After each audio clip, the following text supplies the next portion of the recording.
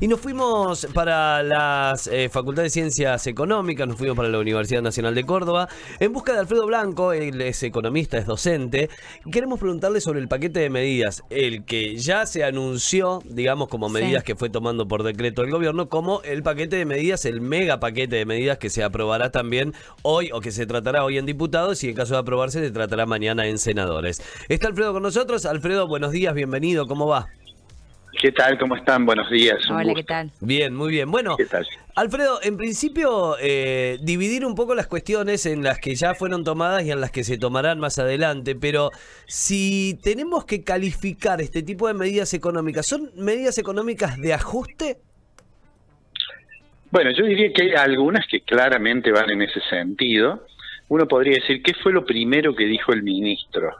En sus primeras declaraciones, Martín Guzmán dijo, bueno, estamos en una situación complicada, vamos a tratar de renegociar la deuda, que es un condicionante fuerte que tiene la Argentina, y vamos a tratar de hacerlo caminando hacia el equilibrio fiscal, dijo él. ¿Qué quiere decir eso? Bueno, vamos a tratar de que no haya tanto déficit. Y bueno, cuando uno dice voy a tratar de bajar el déficit, que no es una tarea fácil, por supuesto, lo que tiene que hacer es decir, bueno, o subo los ingresos o bajo los gastos, o combino las dos cosas, ¿no es cierto? Porque si yo tengo déficit, las posibilidades de financiarlo son solamente si me presta alguien dinero, eso sería una forma de financiarlo, o si yo emito dinero, ¿no?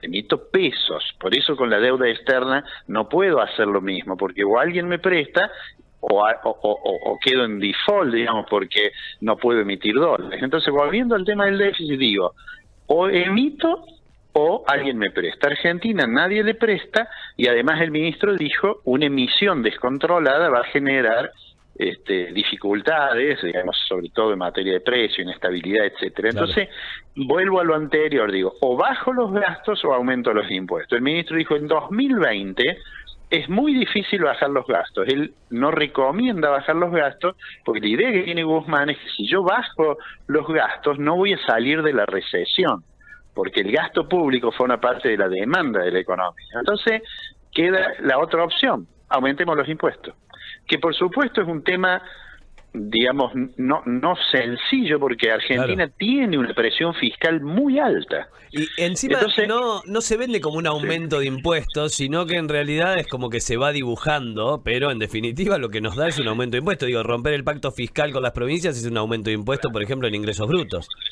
Sin lugar a dudas. Digamos, bueno, eso fue una parte de la estrategia de comunicación, ¿no es cierto? Bueno, de eso ustedes saben mucho más que yo.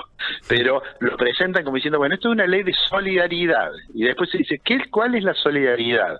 Que voy a cobrar más impuestos y voy a tratar de cobrárselo a los que pueden, a los que tienen más, digamos. Esa es la línea de razonamiento.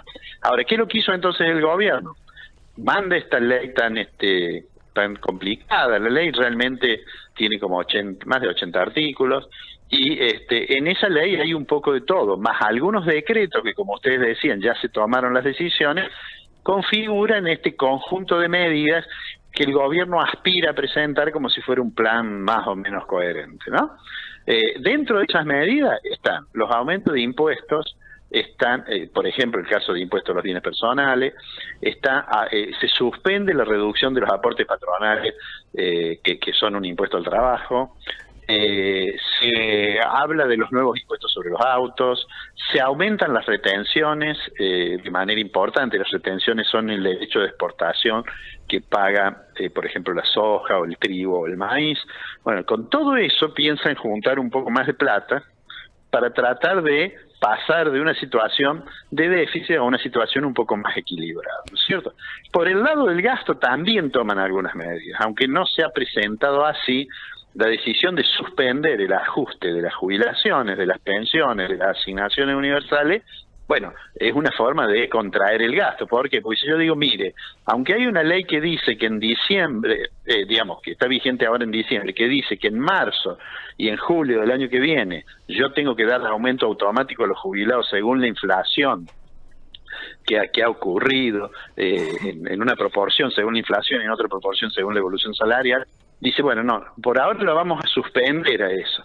En la medida en que lo suspende, ¿no es cierto?, puede ocurrir que una vez más los jubilados pierdan en relación a la inflación. Claro. ¿Por qué? Porque dice, bueno, claro, sí. Entonces, porque en los últimos tiempos también perdieron, claro. Porque con el gobierno del ingeniero Macri, cuando se cambió la fórmula, que parecía una buena idea realmente, sí, pero la inflación, sin embargo se comieron un periodo de ajuste y eso generó, bueno, mucha protesta. Pero, digo, entonces, eso no está compensado por el hecho de decir le voy a dar un bono en diciembre y enero, porque ese se lo voy a dar a las mínimas, ¿no es cierto?, a los que están en el piso de la retribución, pero no al que esté un poquito más arriba. Entonces, digo, esa medida, la medida, por ejemplo, que también recién mencionaban, de suspender el consenso fiscal, es suspender la posibilidad de bajar un impuesto como son ingresos brutos, sellos, que son impuestos muy distorsivos, ¿no es cierto? Claro. El impuesto a los sellos es un impuesto que viene de la Edad Media, más o menos. El impuesto a los ingresos brutos es un impuesto que distorsiona el sistema de precios. Alfredo, ¿te puedo hacer una pregunta con respecto a la deuda pública? Porque Martín viene de una escuela acompañando a un premio Nobel que habla de que el Fondo Monetario y otras entidades internacionales ahorcan a los países que tienen algunos problemas financieros. Él habla de que no hay que pagar la deuda externa. Y lo que están diciendo, o el mensaje que están dando es, lo vamos a pagar. ¿Cuál es tu mirada acerca de esa contradicción entre algo que de alguna manera prometieron tácitamente y lo que está pasando? Bueno, te digo una cosita sobre Stiglitz. Stiglitz ha escrito mucho en relación a los organismos internacionales, los critica, ha escrito sobre los males de la globalización en los libros, pero también ha sido el funcionario más importante del Banco Mundial. Claro. O sea, bueno, pero digamos, es que conoce los organismos. Claro, conoce los organismos y los ha criticado. Martín Guzmán trabaja con Stiglitz, es profesor en la Universidad de Columbia, y ahora voy a este tema de no pagar, digamos. El 19 de noviembre de este año se hizo una reunión en Ginebra, en las Naciones Unidas, en UNTAC, sobre deuda sustentable. Es decir, ¿qué dijeron? Mire, después de la crisis de las deudas, esa crisis que golpeó a todos los países emergentes, entre los cuales estaba obviamente Argentina, pero la crisis que podríamos decir arrancó con el tequila de México y probablemente un poquito antes, esa crisis de deuda externa, en realidad mostró que el sistema financiero internacional tenía una gran incapacidad para resolver esos problemas, ¿no? Y entonces se hicieron algunas modificaciones, después si quieren podemos comentar algunas, pero entonces ahora en esta reunión de noviembre uno de los invitados a hablar fue Martín Guzmán, que presentó un trabajo que era, digamos, está en condición el sistema financiero internacional de transitar más o menos bien una nueva crisis de deuda, y el subtítulo de lo que él presentó es Argentina será el próximo gran test, ¿no? ¿Cuál es la idea que él presentó? Él dijo, mire, si nosotros seguimos pensando que un acuerdo con Fondo Monetario Internacional o con organismos multilaterales de crédito para pagar la deuda va a dar resultado, dice, estamos equivocados porque Argentina está en recesión. Y si nosotros acordamos algo con el fondo nos va a pedir más austeridad fiscal. ¿Qué quiere decir más austeridad fiscal? Bajemos el gasto. Eso nos va a mantener en una situación recesiva. Y lo que planteó él entonces, dice, no, lo que tenemos que hacer es plantearle a los acreedores que para pagarles queremos crecer, entonces queremos diferir los pagos, les vamos a pagar, pero queremos diferir los pagos durante 2 o 3 años, dijo en aquella oportunidad, pero digamos, durante 2 años, no solamente del principal, es decir, del capital que le debemos, sino también de los intereses. Ese es el planteo. Y él dice, tenemos tiempo para hacer eso, dijo eso en noviembre, ahora creo que piensa un poquito distinto, hasta marzo del 2020. Dice, marzo del 2020 tenemos que tenerlo arreglado. No te llego, ¿por qué? Dice, ahora mira el reloj y dice, no te llego a marzo. No, ahora está un poco más nervioso, incluso las presentaciones las hace con algún grado más de nerviosismo. No, porque si no tenés plata, no tenés que cobrarle más a la gente que tenés adentro. Están todos ahorcados, ¿le va a pagar el fondo? Es bueno, por eso él dice, bueno, les vamos a pagar más adelante. Okay. Lo que no dicen mucho, y hasta marzo del 2020. ¿Qué vamos a hacer de acá a marzo del 2020?